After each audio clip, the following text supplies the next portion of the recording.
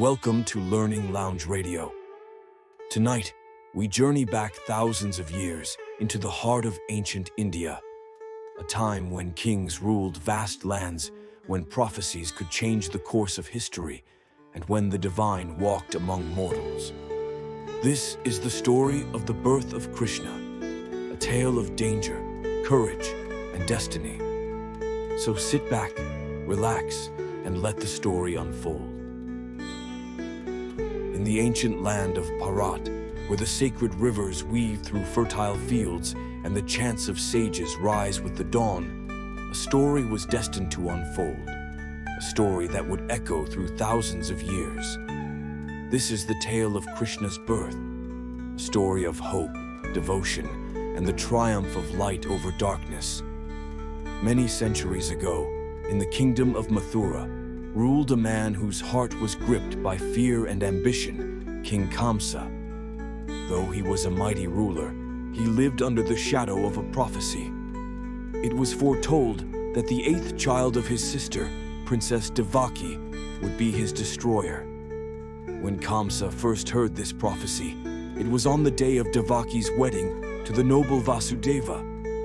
Riding in a grand chariot to celebrate his sister's marriage, Kamsa's joy turned to terror when a heavenly voice resounded from the skies. It told him that the very sister he cherished would one day give birth to his end. Kamsa's heart hardened. In his fear, he seized Devaki and Vasudeva, determined to keep them under his control. He could not bring himself to harm Devaki immediately, but instead, he locked the couple away in the cold stone walls of his prison, guarded day and night. He decided that every child they bore would be taken from them, one by one. And so, for years, the prophecy's shadow darkened their lives. One by one, the first 6 children of Devaki were taken from her arms, their cries silenced before they could grow. The grief weighed heavily on the couple, yet they never stopped praying to the divine. When the 7th child was conceived, something miraculous happened. Through the will of the gods, the child was transferred from Devaki's womb to that of Vasudeva's other wife, Rohini, who lived safely in the village of Gokul. That 7th child was Balarama, Krishna's elder brother. And so, Kamsa believed the child was lost before birth, and the prophecy seemed to falter. But the gods knew otherwise. Then came the moment the universe had been waiting for. The 8th child. The air in the prison seemed to shimmer with an unseen energy. Devaki's face glowed with both fear and an unshakable peace. Outside, dark clouds gathered over Mathura, and the Yamuna River flowed swiftly under the silver light of the moon. In the heavens, Lord Vishnu, the preserver of the universe, looked down upon the world. It was time. He appeared before Devaki and Vasudeva in a radiant form, his skin the deep blue of a monsoon cloud, adorned with a golden crown and holding the conch, discus, mace, and lotus. His voice was calm yet filled with the weight of eternity. He told them that he would be born as their son to free the world from the tyranny of Kamsa and to restore Dharma, the cosmic order. The divine form of Vishnu faded, and in his place lay a beautiful newborn boy, Krishna. His tiny body glowed with a soft light, and in his eyes, the vastness of the cosmos seemed to dance. At that very moment, the heavy prison doors swung open, the guards fell into a deep magical sleep, and the iron chains that bound Vasudeva loosened and dropped silently to the ground. Vasudeva knew what he must do. Carefully, he lifted the infant Krishna into his arms. Outside, the storm raged, rain pouring in silver sheets.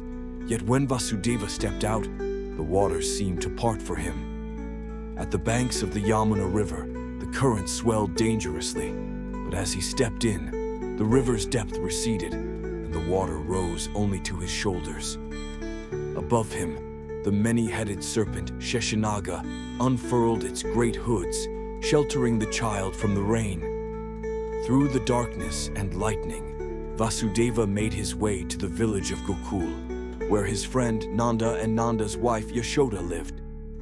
That night, Yashoda had just given birth to a baby girl, the goddess Yoga Maya in human form. Without waking her, Vasudeva placed Krishna beside her and took the baby girl back to Mathura. As he returned to the prison, the doors closed, the guards awoke, and the chains once again fastened themselves. Moments later, Kamsa came to see the child. He had been told of the birth and, fearing the prophecy, he snatched the infant from Devaki's arms. The baby girl slipped from his grasp, rose into the air, and transformed into her true divine form. She laughed and told Kamsa that his destroyer had already been born and was far beyond his reach. Then, she vanished into the sky. Far away in Gokul, the baby Krishna lay peacefully in Yashoda's arms, his tiny hands curling around her finger. He would grow up among the cowherds, playing his flute, enchanting all who saw him, and one day fulfilling the prophecy that had haunted Kamsa's life. The birth of Krishna is celebrated each year as Janmashtami, a festival of joy, fasting, singing, and devotion. Across India and the world, temples are adorned with flowers, stories of his life are told, and the midnight hour, the sacred time of his birth, is welcomed with bells, chants, and music. For millions, Krishna's arrival is not just a tale from the past, but a living reminder that even in the darkest of times, divine grace can shine through, bringing hope, love, and the promise of a better world.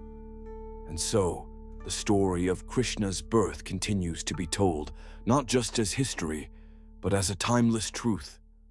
A reminder that light will always rise, no matter how deep the shadow.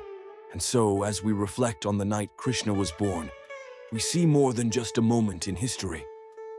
It is a story of trust, of two parents who, even in the face of unthinkable loss and danger, held onto their faith. A story of a divine promise that the balance of the world would be restored. The image of Vasudeva carrying his child across the flooded Yamuna is one that stays with us. It reminds us that even when the world seems overwhelming, there is always a way forward, if we take each step with courage and devotion. The storm may rage, the waters may rise, but when the purpose is pure, the path clears. Krishna's birth also speaks to the rhythm of life itself. Darkness and light are forever in motion. Tyrants may rise, injustice may seem powerful, but no force can truly hold back the dawn. Just as Mathura's prison could not keep Krishna bound, the chains of fear and ignorance cannot hold back truth forever. For centuries, the birth of Krishna has been celebrated not only for its divine wonder, but for the joy it brings to the human heart. His life, from the playful child stealing butter in Gokul to the wise guide on the battlefield of Kurukshetra, continues to inspire love, wisdom, and compassion. When we celebrate Janmashtami, we are not just honoring a distant event. We are inviting that same divine energy into our lives today. We are remembering that the qualities Krishna embodied, love, truth, courage, and joy, are not relics of the past, but living forces we can nurture every day. Perhaps that is why this story has been told for over 5,000 years. Because in telling it, we remember who we truly are. We remember that no matter how great the darkness may seem, there is always light waiting to be born, sometimes in the most unexpected of places. So tonight, as we close this story, let us carry its message with us. Let us walk with faith in times of uncertainty. Let us act with love, even in the face of fear.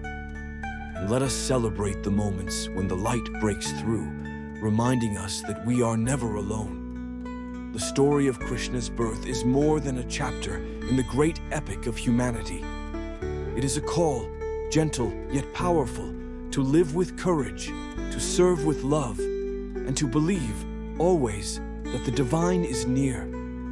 waiting to guide us, waiting to be born in our hearts. Thank you for joining me on this journey through history and legend. If you enjoyed this story, you'll find many more like it here on the Learning Lounge Radio, where we explore the past, uncover mysteries, and share timeless wisdom. Until next time, may your days be filled with curiosity, your heart with peace, and your life with stories worth telling.